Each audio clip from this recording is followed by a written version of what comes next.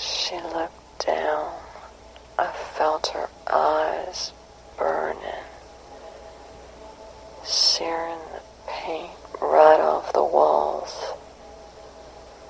It peels slowly in great curls, and I hear the sound of cracking wood and shattering all around. Swirling mists, they surge in through the devastation laid behind her brilliant and ultimate presence. And she looks down, her eyes burning, searing the paint right off the walls. It peels slowly in great curls, searing the paint right off the world. And I hear laughter and bones that crack like wood.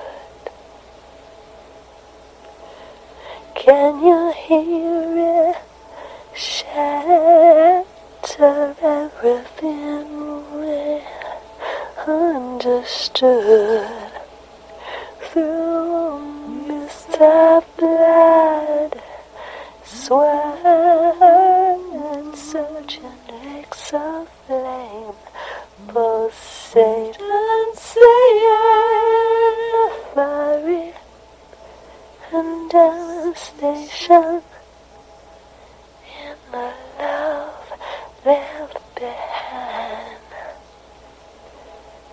When the fiery and devastation, for they are intertwined in the fiery and devastation, the love left behind. In the fiery and devastation, we are intertwined in our ultimate presence, our ultimate presence, our ultimate presence of mind.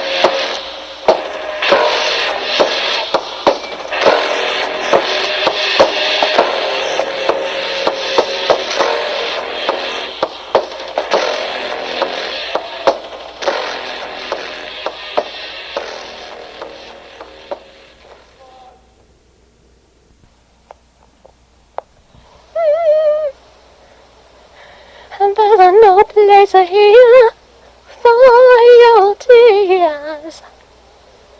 There's no room, you dismissed.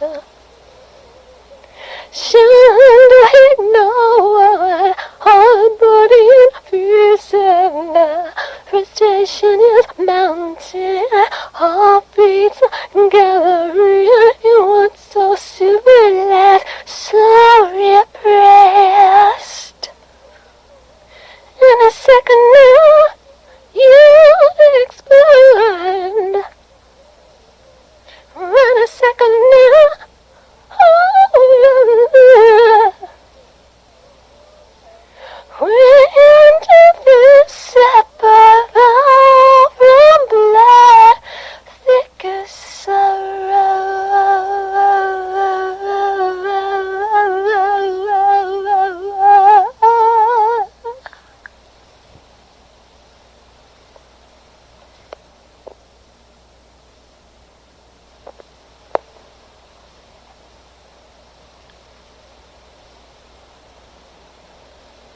cold sweat drips down in the sweet, wet air. I gasp for breath and swallow hard, a tremble in her hair. For we are but flesh, our bodies weak, a den of sin. And decaying in our sex is sacramental sin. A heat that lures, the meat that's yours. It's a gift she will sigh, with rapture in her face. Its birth and bliss seduce her eyes, smile and taste. True a gift, I will say, between her kisses I agree, but of all that is cursed, and from which we'll never leave, an orgiastic throbbing beast, and death would be a sweet release. And she'll smile at me, sated in a moment content, but alive like a snake will be writhing again, to pleasure each other, then consume men. Pretty as a picture, my dear sister.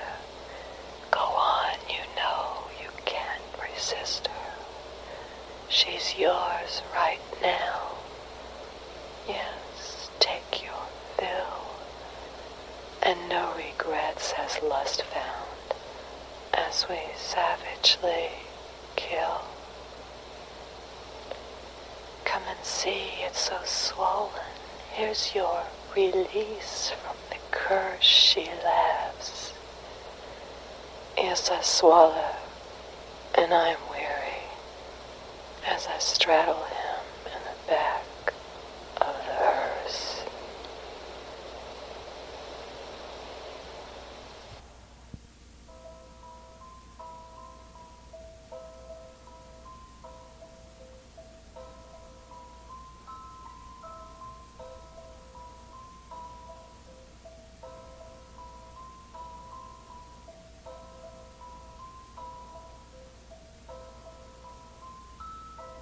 I put it away in a drawer. I won't see it for a long, long time.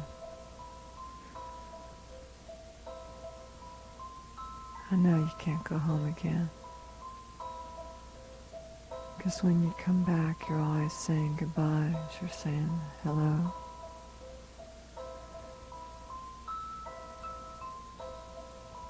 When we were little, we used to lie in the summer grass and we'd look up at the clouds.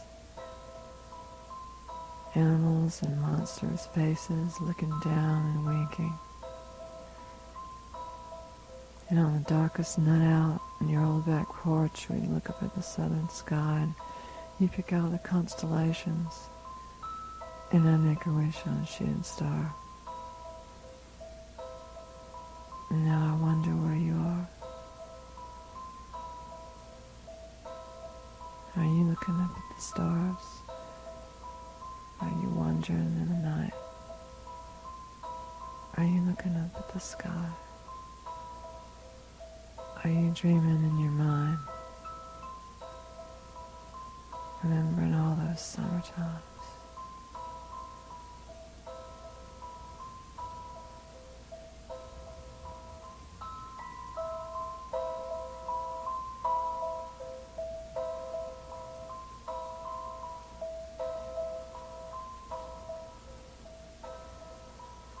I rode alone in a crescent train through the cold winter day. Looking out my window, I see a mother's arms around her children as they wave. You and me.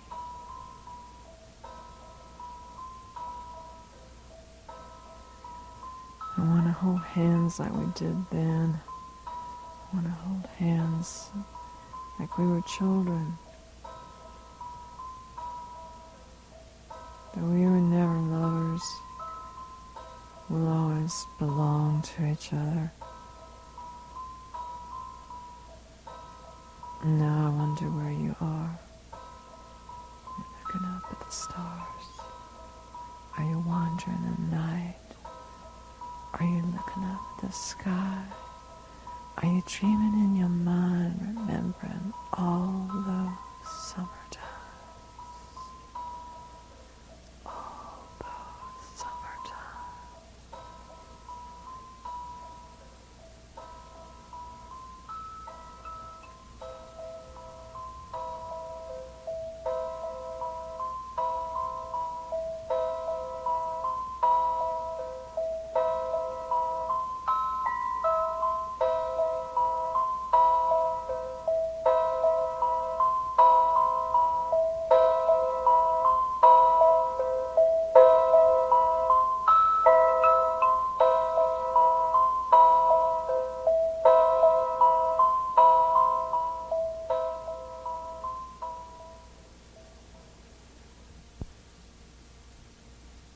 I was in a room in India.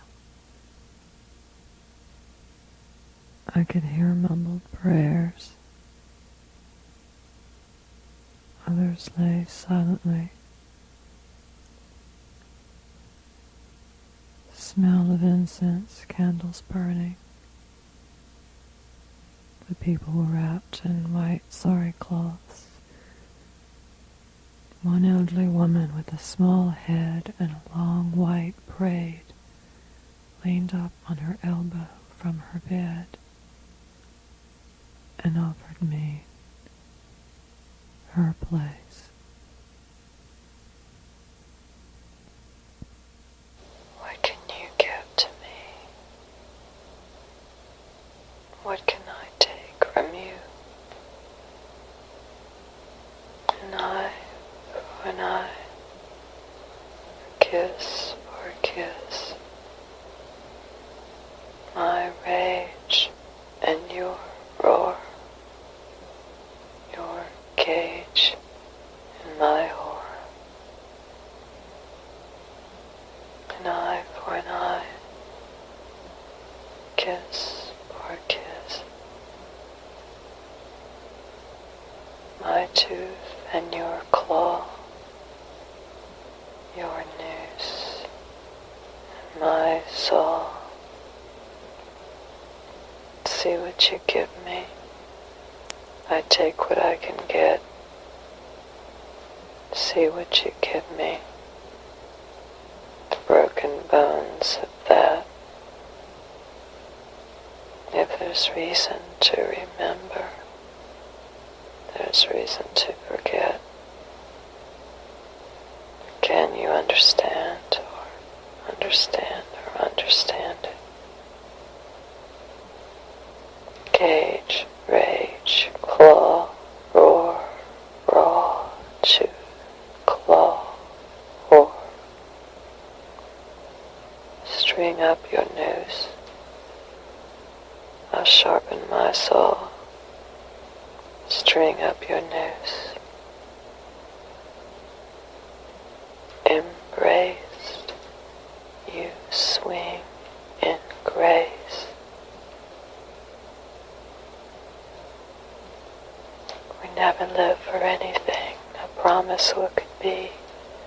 Never die for anything, and promise what to keep. Never ever anything I promised. Made in heat.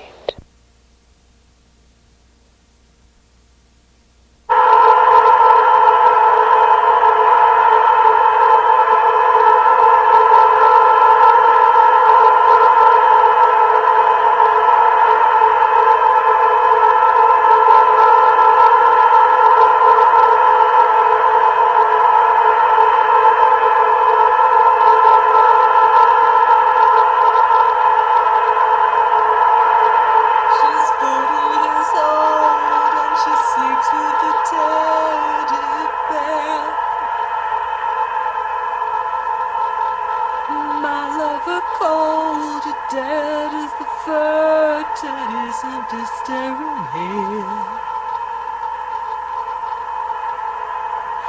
Didn't you know hollow bellies grow from the burning that is there?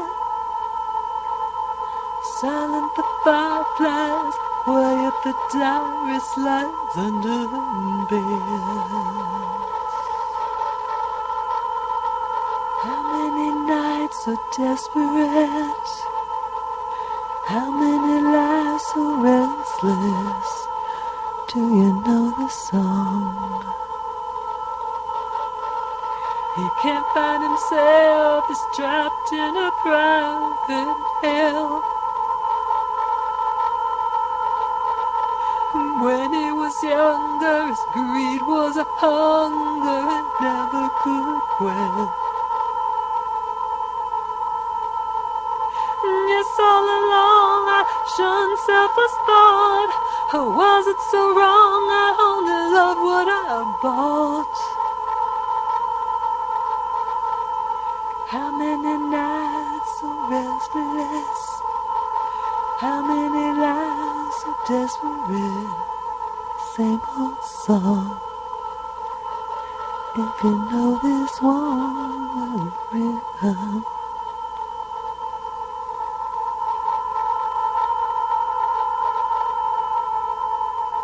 And the red against black is the fulfillment of a contract carried on the bony back of the keeper of a stony plaque engraved with names of the faceless and the maimed by our sleeper of the age, our creeper of the page, the reaper of our stolen rage, and all his foul glory puffed up with the fear and dignity, stripped of all those left in crumbled agony, decaying in the stinking heat, evaporating meat.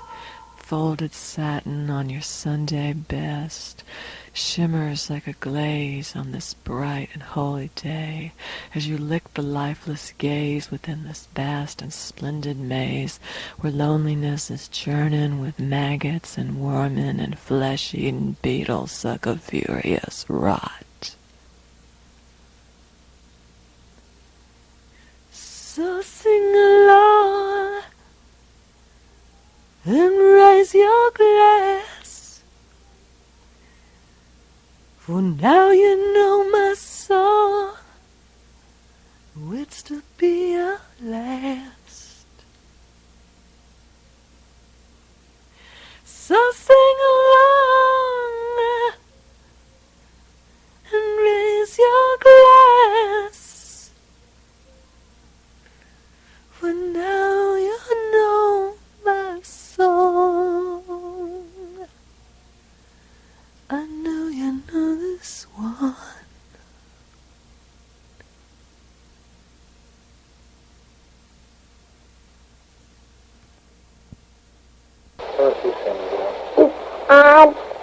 I got a no, let's see.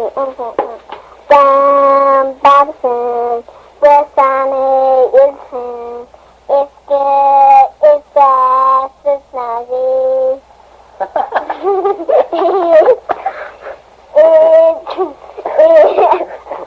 It's just sweet, with smiling face. We bound to be born again, with nice and story, what you destroy. I hope I don't have to do it again, but I hope, I must be so. I hope I don't have to stink. Hope I don't have to stink again. We were at the park a minute ago. No, we were at the park a minute ago, and so funny it was. And so funny it was. Yeah.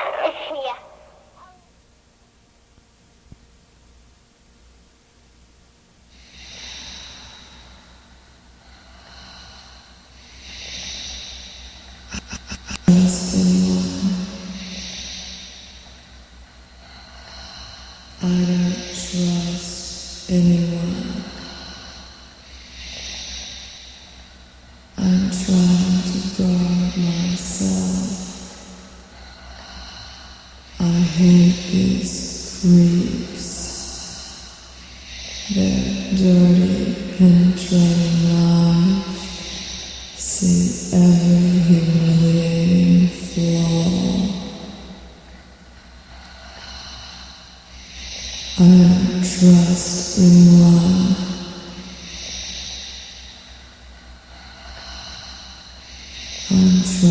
to guard myself. I hate these creeps. Their dirty, penetrating eyes see every humiliating flaw. I know deep down I'm better than anyone I've ever seen met, anyone I've ever fought or worked for, anyone that's ever seen my face shifting when I'm exposed. I'm better than them. I'm hiding something. I'm holding it in. I'm hiding because I'm better than them. I'm transfixed. I'm staring at my naked body in the mirror. I've had it shaped according to what I want to see. Slabs of fat cut away, and I have seen the breast uplifted, reduced to the perfect size and shape. I've worked on this body. I've put myself under the knife for it. I sweat for it. It's mine. I control it. Use it for my own sensual gratification. It's provided me with perfect sex, self-inclusive, contained, rigid, unrelenting, punishing. It's mine. I'm perfect for myself. The smell of my sweat, the feel of my muscles tightening, satisfies me, fucks me. I'm perfect. I fuck myself. No one under the mirror is fucking me. I turn myself on. Everything else is superfluous. I'm self-contained. I'll eliminate anything, any creep, any ugly living flesh that gets in my way. When I look in the mirror, I make time stop. I need nothing, no one. Nothing can fuck me like I fuck myself. No regrets. I've worked myself into what I want to fuck. I'm fucking myself now.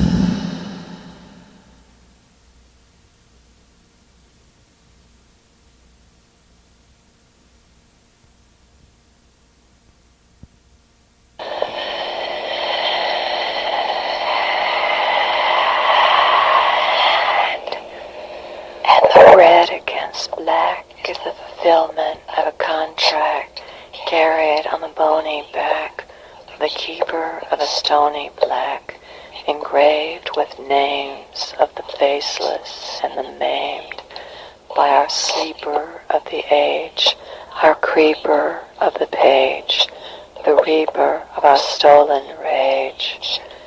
In all his foul glory, puffed up with the fear and dignity, stripped of all those left in crumbled agony, decaying in the stinking heat, evaporating meat. The folded satin on your Sunday best shimmers like a glaze on this bright and holy day, as you lick the lifeless gaze within this vast and splendid maze, where loneliness is churning with maggots and worming and fleshy beetles suck a furious rot.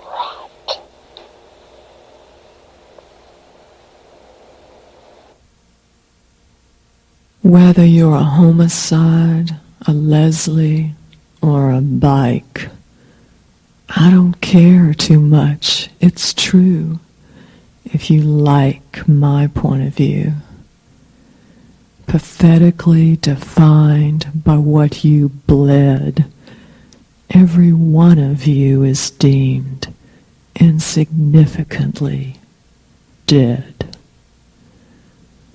Once I let you crawl upon my spine and vomit in my veins, come into my mind and commit and maim. No more harvesting the eggs, the nurtured festering, lying in my bed again, the wet seed dribbling. Physically confined by what you bled, every bit of you is deemed insignificantly dead. Once I let you come upon my spine and rupture in my brain, crawl into my mind and excrete florid blame. You never led me anywhere but down into rank, stale air, and gave me little things like nightmares and desperate, dirty schemes. No more harvesting the eggs, the nurtured festering, crying in my bed again, the wet seed dribbling, poetically refined by what you bled, silent, you will scream in your head. Every one of you is deemed insignificantly dead.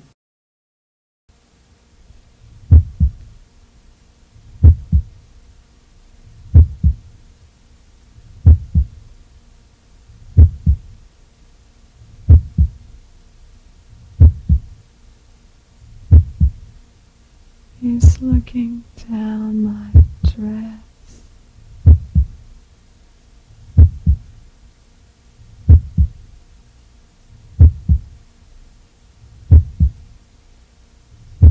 You can see my breasts.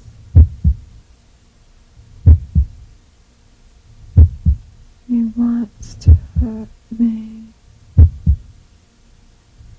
Hang me with the noose that's in his hand.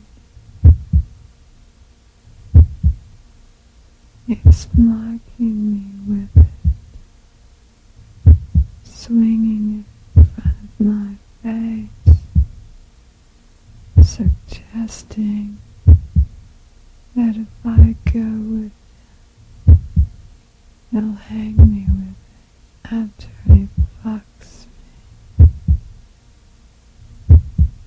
I'm not sure if I want him to hurt me. I know that when he pushes his cock into me, it will hurt. It will hit my uterus.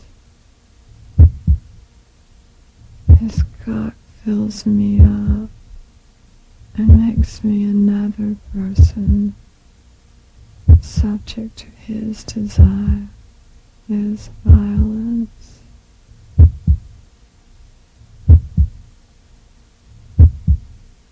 He's going to call his friends over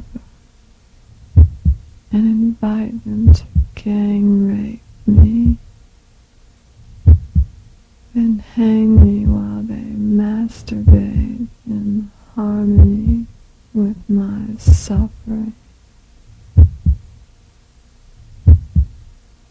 I'm prey. constantly hunted. I keep my head down, trying to obscure myself, trying to sink into the wall. They always smell me. My ass is large and gives off an unavoidable scent. I can't get rid of it. Men smell me. They want to fuck me, obliterate me.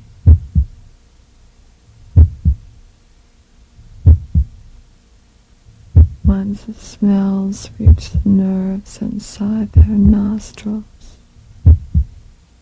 they want to fuck me, rip me to shreds. I have to steel myself, be more clever than they. I use my scent as a lure, a kind of weapon. I lead them to a cliff and push them off. As they fall, they can't believe what's happened to them. They scream in stupid male agony. They've been had.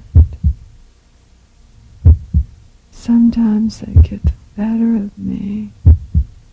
Then I'm tortured, cut, disregarded after being used. Someone's going to hang me. Some man will follow me and string me up in his shed. He may as well kill himself, because once I've been wiped out, I'm of no use to him, and he needs me. He needs my smell in his head.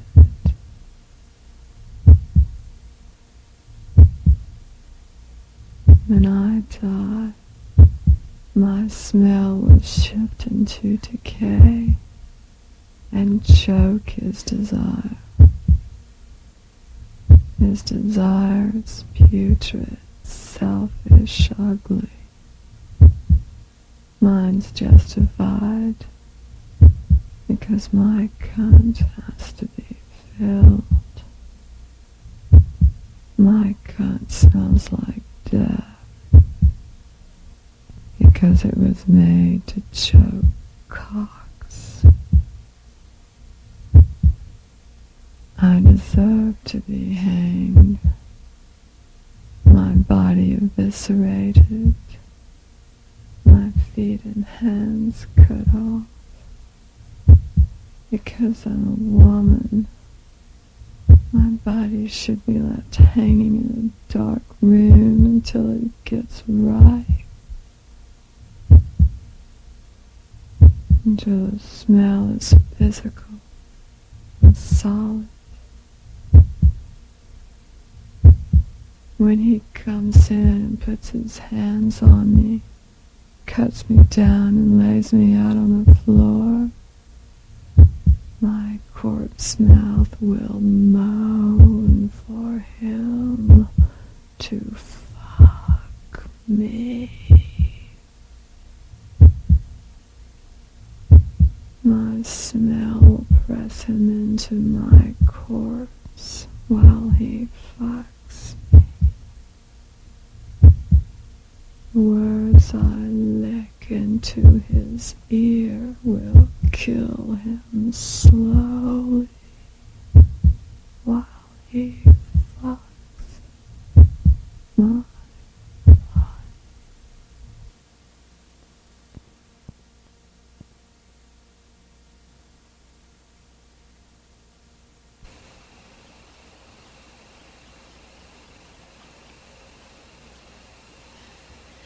From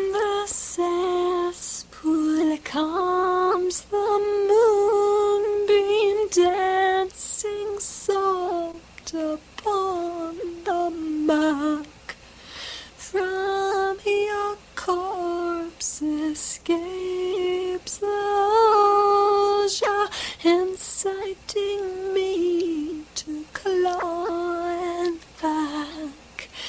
Inside my seeping heart, a soft worm coils and chokes on my shriveled soul.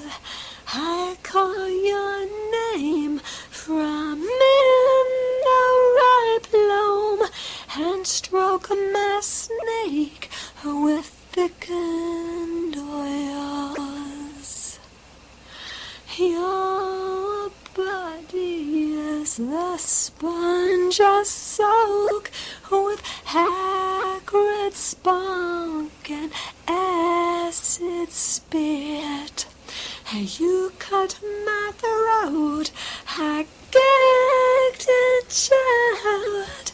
You lick my ass and eat my shit.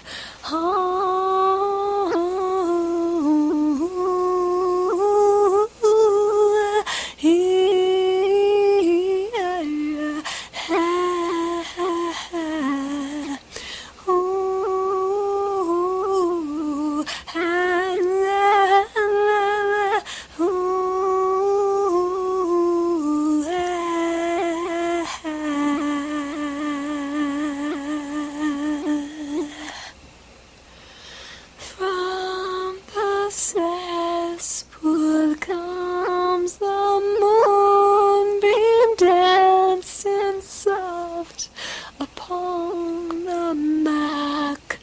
From your corpse escapes the ocean, inciting me to claw and bark. Inside my seeping heart, a soft worm coils and chokes on my shriveled soul. I call your name from in the ripe loam and stroke my snake with thickened oil.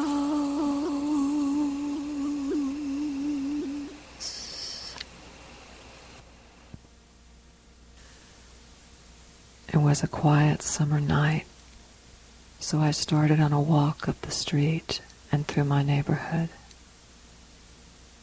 When I turned at the top of the first hill, a lone cyclist quietly sailed by me, going in the direction I had planned to walk. Irritated and fearing intrusion to my desired solitude, I went ahead with determination, rejecting a brief urge of flight to take the opposite direction. My fears were realized, however, when the cyclist passed me again and again at every intersection and curve. I began to feel stalked. Every nerve ending became charged to stand my ground or run. Then at the top of another hill and round another curve, the cyclist seemed to have vanished, and all was peaceful again. I began to calm down cautiously, and even to laugh at myself for letting my imagination run away with me. But then I heard the swishing sound of the air being pumped and stirred, and tires on the asphalt coming closer and closer at a too rapid rate. My spine tingled, my heart raced, my breath was shallow. I walked stiffly and quickly, too afraid to turn round and look. But too late, for there it was approaching, then overtaking. The steel spokes in the glare of the streetlight, and then unavoidably in my peripheral vision, and again as my eyes shifted in autonomy because I didn't want to look. A cold, hard skull revealed itself to me from under its stocking cap, lingering only scarcely a second before hunkering back down in racing posture, becoming smaller and smaller in the distance ahead of me, then swallowed by the night.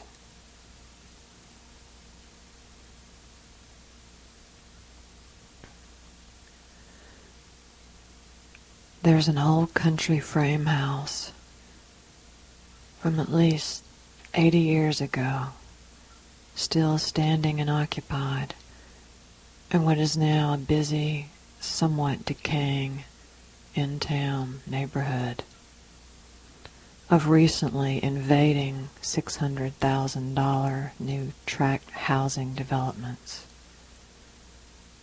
This is the neighborhood I lived in when I went to high school, in the days when the area was frontier suburbs surrounded by forests. My suburb was the invader of the previous farmland, which was once a huge Civil War-era plantation. I have inherited the house from my school days and live there now, so I drive by the old frame house at the intersection daily. Frequently, I idle in my truck at the stoplight, find myself gazing into the old house's windows, trying to see inside for the reassurance that it is indeed occupied and won't be torn down for another personalityless monster of corporate housing. For inside that country frame house, I know time has stopped. Sometimes I can see through the old lace curtains as a gentle breeze parts them to reveal the gray-haired elderly woman sitting in her chair by a hurricane lamp, just as I had seen her as a young girl. When the light changes, cars rush by, and I am among them.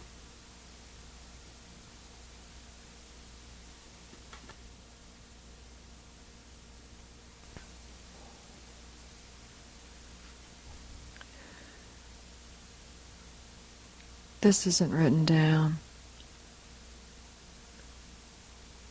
This is an accounting of a memory. The best that I can do now.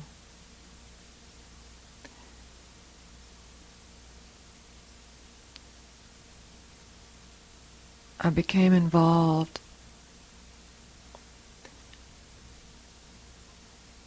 rather briefly with a person who was an experimental sound artist, for lack of a better title. And I found myself in their home. And only then, being in the midst of the atmosphere of that place, did the various layers of disturbance and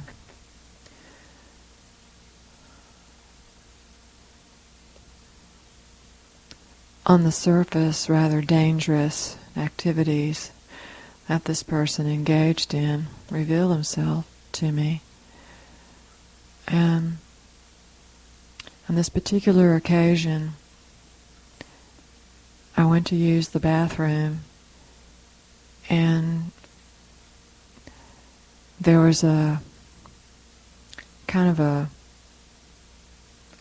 sagging feeling, boards around the toilet, and there was kind of a worn shag rug in front of the toilet.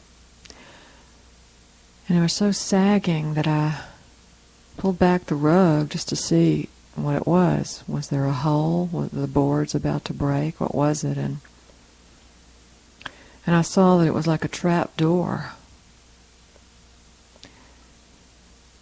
And I thought that was an odd place for a trap door to be, but then the house was kind of old, so maybe it wasn't even a bathroom at one time. Maybe it was a pantry.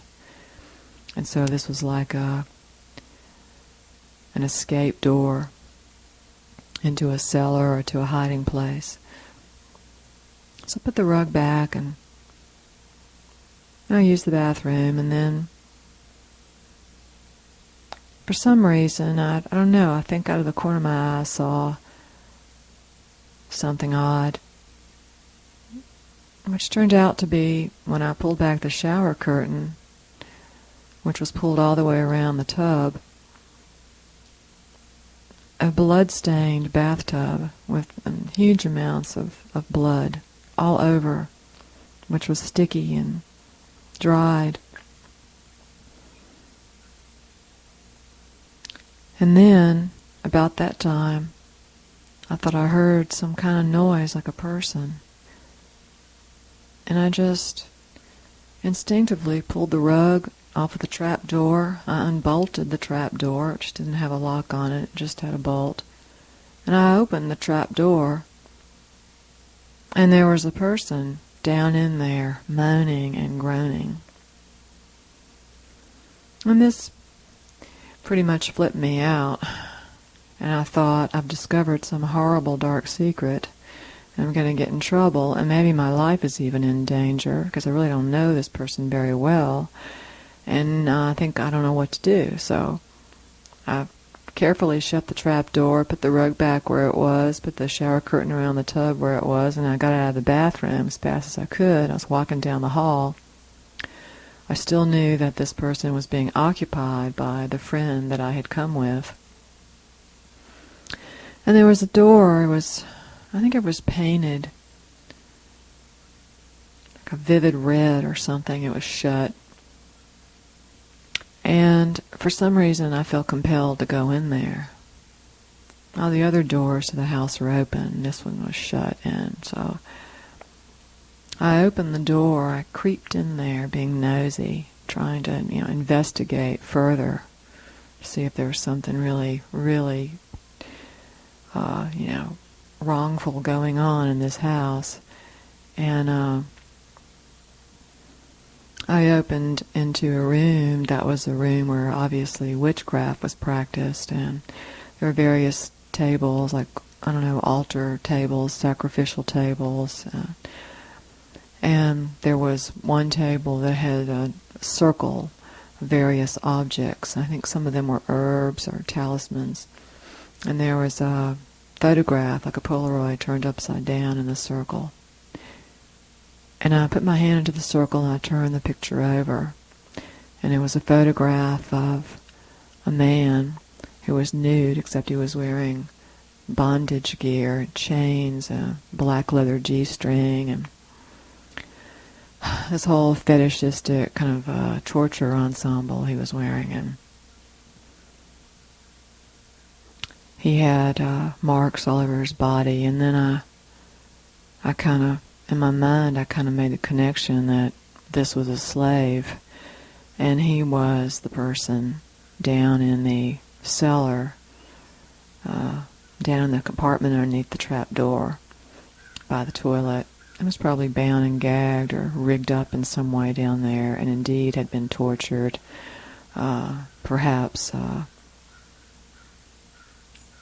whipped, etc., maybe even in the tub, and that's where all the blood was from, possibly. I put the picture back, I left the room, and I came back into the front of the house, and this person who lived there, this experimental artist that lived in this house, was still being occupied by my friend, but they were beginning to kind of wonder where I was, and I could see that I'd come back in the nick of time, because he was going to come walking through the house trying to find me and see what I was doing, and I didn't let on what I discovered. But then, rather openly, he showed me the back of the house, where there were large burn areas, and he talked about the bonfires and the various people that came over, the various other witches that came over, and they had ceremonies, dancing nude around these bonfires at night, certain times of the year. And he talked about the trouble that he had had with people seeing the bonfire and reporting it to the authorities. And while he's talking, I hear this clanging metal. It's in the distance. It sounds massive. And then he explained to me, oh yeah, well that's just the gates slamming shut over there at the prison, which is right down the road. I hear those gates slam all night long.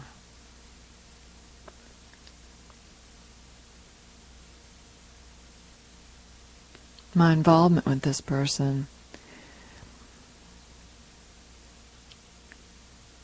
continued on for a little while, and various surprising events seemed to occur as a result of my involvement. I'd had a black orchid delivered to me one time. Another time I came home to my high-rise apartment building in Midtown, and my neighbor across the hall said that there is a black-clad, rather frightening-looking man waiting right in front of my door, waiting for me to come back. And of course the building had security, and so to get in you had to break in, or you had to pull some kind of trick to get in. And he said he had asked the man what he wanted, and the man said, oh, he was supposed to be there, and I was expecting him. And then he called security for the building, and then when the security got there, the man had somehow escaped down the fire stairs, the fireway, in the middle of the building or something, because he was gone.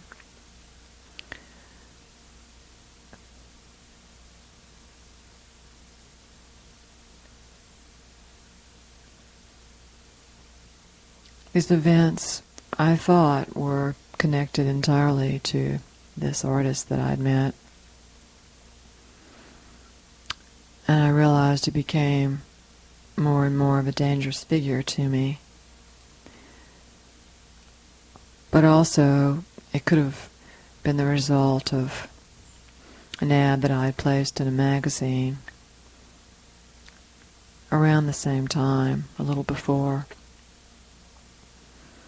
And this was an international magazine, which is very hard to locate, and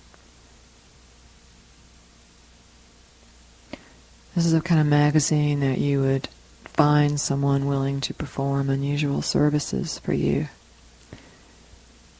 And it's very impersonal.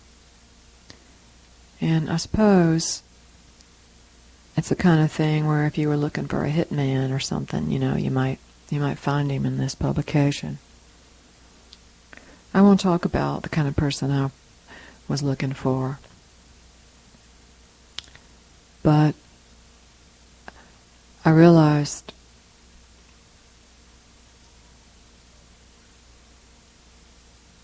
the dangers that go along sometimes with exploring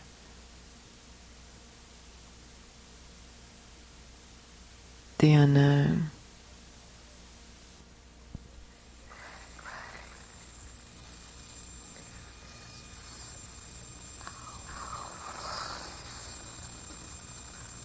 Running through the night. Gasping in flames. A kerosene. It's death. Sinking ships on the water.